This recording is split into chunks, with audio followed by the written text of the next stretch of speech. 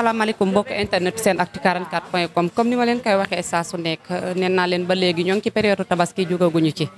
te bu ñu nee tabaski wax ñaw wax xar yaakaar naa war nañ wax létt ak pose ndax jigéen ñi dafa mel ni bëgg nañ ko bu baax ndax jigéen lépp lu koy taaral dafa bokk ci moom ndax benn jigéen warul bàyyi boppam bu ñu bëggee ñu di ñu fonk ci kër yi di ñu jox suñu cër nañ koy bàyyi xel ndax tabaski nag feet la boo xamante ne ni feetu mbégte la ginnaaw bu farata ji jàllee mbégte la te yàggul at la ba at bi dellusiwaat suñu ñaanee yàlla ñu dund ba fekkewaat ko bu ñu ñëwee war nañ cee mën a bége bu baax di ñaan yàlla mu di ñu may ay ati at ñu di ko fekkee ginnaaw ci loolu damaa doxantu ba fii ci marché sant yàlla fekk fi benn jigéen ñu koy wax Ndeye Awa Dione di jigéen gu mën góor Ndeye Awa ñëpp ràññee ko ci wàllum pose létt ak xef Ndeye Awa nuyu naa la. maa ngi lay fay. ça va maa ngi nii rek. Ndeye Awa ndaka nga dundee période tabaski bi ndax dafa mel ni moment bi mooy gën a metti naam pose seen liggéey la yéen a ngi koy def saa su nekk bu dul événement bi tamit yéen a ngi ci waaye dafay mel ni bu événement yu mel ni jub see dafay gën a metti ci yéen ndaka ngeen koy dundee. waaw maa ngi lay nuyu di la gërëm di la sant di wax moom kon pose bi moom comme suñu liggéey la suñu métier la moom la ñu xam moom la ñu bëgg moom la ñuy dund donc saay bu ñëwee rek dañuy xool nuñ koy organiser ba defar ñëpp kontaan. Ndeye Awa fii lan ngeen fii gën a faral di def létt lan moo gën a dox létt pose ak tatouage yi lan moo gën a dox surtout moment bii nii. waaw moment bii nag yëppay doxandoo waaw moment bii yëppay doxandoo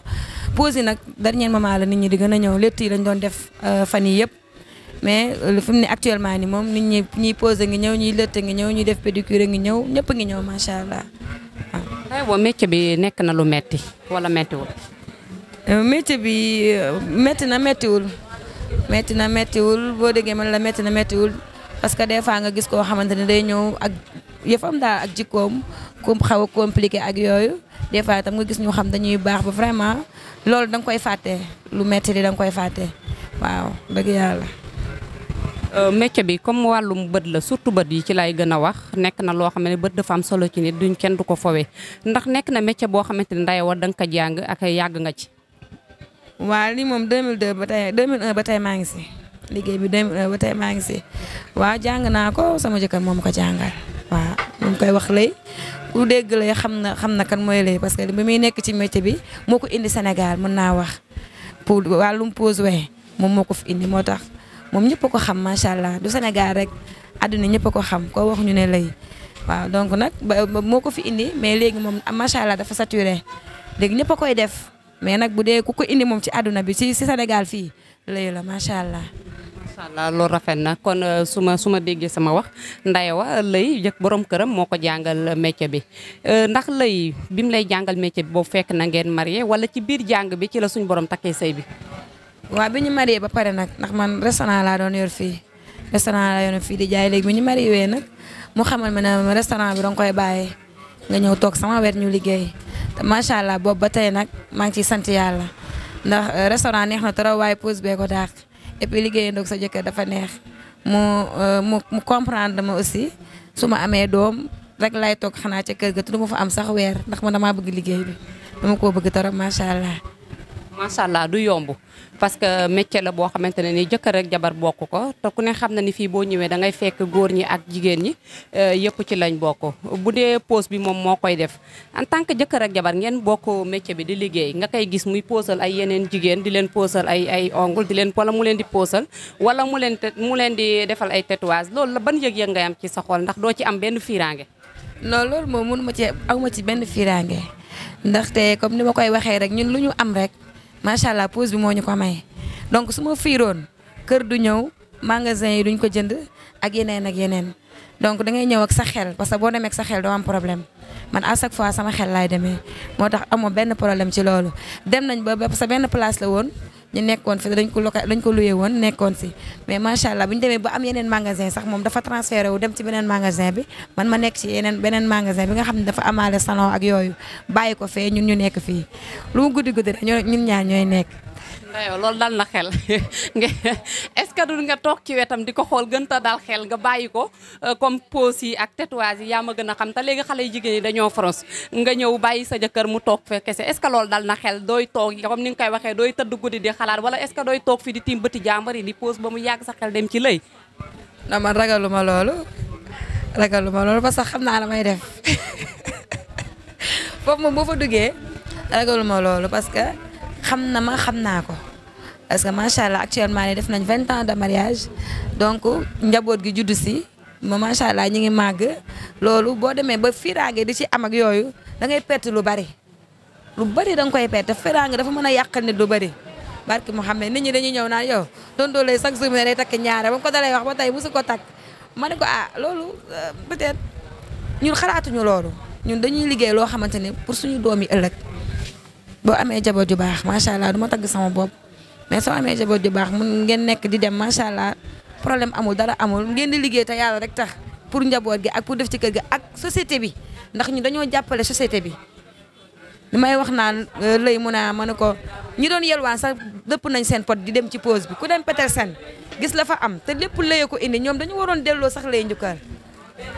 barki yonent bi ndax lépp moom la macha allah te iñaanu ci nag bu amee élève ma ngay jàngal élève bi ni ñuy mélanger produit yi ni ñuy mélanger émail yi ni ñuy mélanger ni ñuy defee tatouage mi ngi leen di won lépp soxorul benn yoon macha allah donc kon yàlla il faut mu may ko lu baax.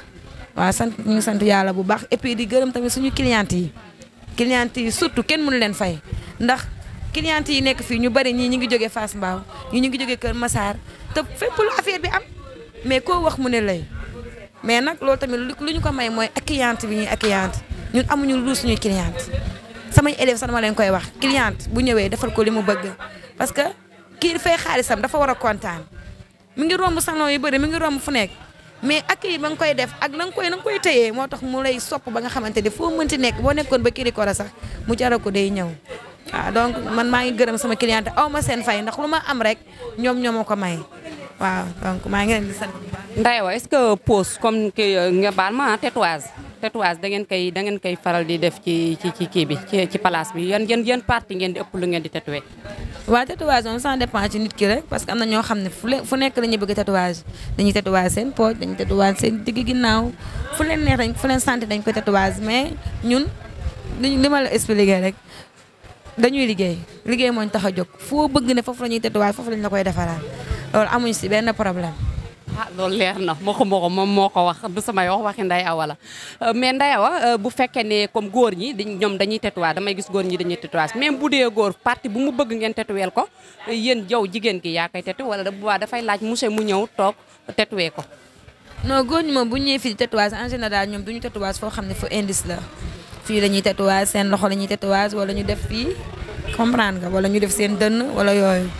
loolu moom moo koy liggéey sax. parce que moom avant muy def ongle bi tatouage la njëkk a def moom affaire tatouage moom moo koy liggéey man affaire tatouage lu dul crayon man ci crayon bi rek laay dem soit des fois dessin ci loxo beeg yooyu mais tatouage yenn yu bëri moom moo koy def parce que moom ko ma gën a mën wax dëgg yàlla. moom mooy tatoué jigéen ñi partie yu ñu bëgg moom monsieur moo koy tatoué Ndeye Awa nag ñu waxtaan nañ waxante dëgg bu ma nëbb wax ma rek dañuy waxtaan la yow monsieur yi tey boo toogee muy tatoué yenn partie yi ci jigéen ñu baal ma di ma ko war a waxee am na ñoo xam ne dañuy tatoué seen sexe am ñoo xam ne seen pooj seen xota comme ni ñu koy wax en tant que góor rek la mën a doon mu tiim yenn partie yi di ko tatoué Ndeye Awa wax ma rek lan ngay yëg ci diggante boobu nag. du barki moo xam ne du ma yëg dara wallaay la azim bu ma la ko waxee doo ma gëm parce que comme ni ma la ko expliqué loo xam ne 20 ans la ba léegi su ma ci doon yëg dara wala ma ciy def dara kon feeñ na ndax jikko du nëbbatu su fekkoonte ni fiiraange bi dafa nekk ci man carrément mu nekk ci man. dina am benn jour boo xamante ne sax dina am lu muy def ma fiir wala dara mais vraiment loolu musuma dal wax dëgg yàlla du ma ko sentir dama naan rek suñu liggéey la suñu liggéey la loolu mooy suñu teraanga dañ ciy tedd donc loolu du ma ko bañ mënu ma ko bañ man maa osé pour bëgg loolu mënu ma ko bañ. macha allah yombul wax dëgg yàlla am yombul liggéey la boo xamante ne nii yombul couple boo xamante ñu leen di ñaanal yàlla 20 ans yi yàlla na nekk ay ati yàlla bàyyee leen ak seen njaboot ndax yombul couple boo xamante jëkkër ak jabar bokk benn métier boo xamante ne lu ne am na ci ndax bu ñu nee tatoué ba ci yenn partie yi nga nekk ak sa jëkkër di ko gis muy tatoué di def yenn yi te amoo ci benn yëg-yëg ci sa xol su ko waxee mën nañ ko gëm ndax 20 ans de mariage du ay caaxaan koo ko àndal ngeen koy dund ba heure bi rek loo ci wax war nañ ko mën a gëm ndax yombatul ci sëy yi léegi sëy bu ci diiree 10 ans sax jàmbaar la rawatina 20 ans kon dañ koy ñaanal yàlla mu lafal la cet teg loxo ci njaboot gi te yokk la xolu muñ gën leen boole ba ci kanam mais Ndeye Awa sa secret foog nga wax ñu ko parce que tamit loolu yombul nga wax ñu secret bi lan la. waa confiance rek parce que lépp confiance moo koy lal lay maanaa ne bu ma commencé fii di liggéey même pas 3 mois lañu marié xamuma fii lañ daje 3 mois lañ xamante ñu marié donc yàlla moo boole suñu jikko yi man ak moom wax dëgg yàlla parce que nit ku baax la amul benn problème man tamit amuma benn problème dëgg rek la ñuy dem bu ñu waree def benn affaire ñu ne déggoo surtout complice bi déggoo bul nëbb sa jabar tam bu mu la nëbb ñu bokk liggéey bi téye ko suñu loxo di ñaan yàlla njaboot gu bëri ta barkeel te yàlla may nañu njaboot duñu dem ba def loolu nag commencé tam di indi ay giitangaas ak yooyu man ak moom dañoo déggoo daal macha allah vraiment même magasin yi bu ñu ko doon jënd naam ànda magasin bi danañ koy jaay ak yooyu mën na ko jënd ko mu ne ma non kii ma ne ko noonu nañ ko jënd rek daal di déppale ko xaalis jënd ko donc loolu yëpp ci déggoo la ak confiance nit bu ngeen nekkee te confiance amul nekkin bi du dem lépp rek dëgg moo koy lal mooy confiance bi waaw ñun man ak moom vraiment noonu la ñuy dundee waaw. fii dama fi gis ay góor ñoom lan mooy sa rôle ci kii bi ci tatouage la ñuy def wala ci lan la ñuy def parce que dafa benn salon bi lépp a fi ama salon bi moom complet la moom dañuy def pédicure manicure dañuy def pose ongle fausse cils dañuy def gel résine dañuy lait teg lépp loo xalaat xef crayon make up lépp la ñuy def bu ñu doon soog a commencé nag weer rek lañ doon def ongle rek lañ doon def après ñu dem boole ci cils bi ñu gis ni fii ay jigéen yu bari ñoo fi doon ñëw parce que danañ fees dell pourquoi pas mënuñu ci boole affaire salon ku def ma wee ak xef ba pare nga defalaale sa bopp benn yoon def lépp li ngay def benn yoon dem ñibbi mais boo ñëwee ak sa métier tamit du tee boo ñëwee am na yoo fi am jàngaale comme boo nekkee coiffeuse ñëw boo ñëwee mënoo we bi loo mën we wala xef boo ñëwee ci Ndeye Awa da ngay jàngaat parce que nu mu koy defaree du nekk benn à chaque fois du nekk benn comprendre donc soo ñëwee ba gis ni may tegeewee da nga naan Ndeye Awa man de ni ma doon tegeewee ak nii du benn ñun base dañ lay jàngal naturel bi posé wu bu baax émail bu set bu luxe bi donc kon soo ñëwee loolu jàngaat la même soo indee sa métier boo ñëwee da ngay jàngaat ci Ndeye Awa waaw loolu moom don la bu ñu yàlla defal waaw. pose dañuy pose ñëpp a koy def kon macha allah dafa mel ne Ndeye Awa wóolu na boppam comme ni ko ñëpp di waxee ci liggéey bi loo mën sa métier boo dikkaatee ci Ndeye Awa commencé waat lay doon jàngaat lay doon ndax yàlla may na ko lu mayul kenn Ndeye Awa dañ lay remercier wax dëgg yàlla am di wax liggéey bi rafet na macha allah di ñaan yàlla yokku mën-mën bi yokku xam-xam bi di la wax lan ngay tàggatoo ak seen Actu 44. waaw kontaan naa trop si seet si ngeen seet si waaw kontaan naa aussi si samay élèves samay employés ñii macha allah namu ma dara waa jëmm Amina Kuku xam nga mama Modou Daouda macha allah Amsatou ak samay clientes macha allah dama kontaan ñëpp nguuda bu ma fàttee rek mooy dama fàtte ket sama doom mag bee ñëw tamit tey macha allah kontaan naa trop surtout si samay élèves dañ maa jàppale ndax ku la jàppale tamit kooku da nga koo war a gërëm waaw da nga koo war a gërëm naa samay clientes gërëm naa samay élèves gërëm naa ñëpp mais gërëm bi yëpp tamit lay la lu ma am wala lu ma mën moom la mooy sama borom kër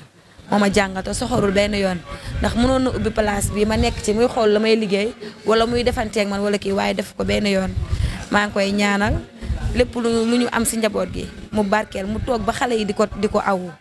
mu toog bañ koy jox paasu maaka muy dem parce que mérito na lu nekk macha allah soxorul ci kenn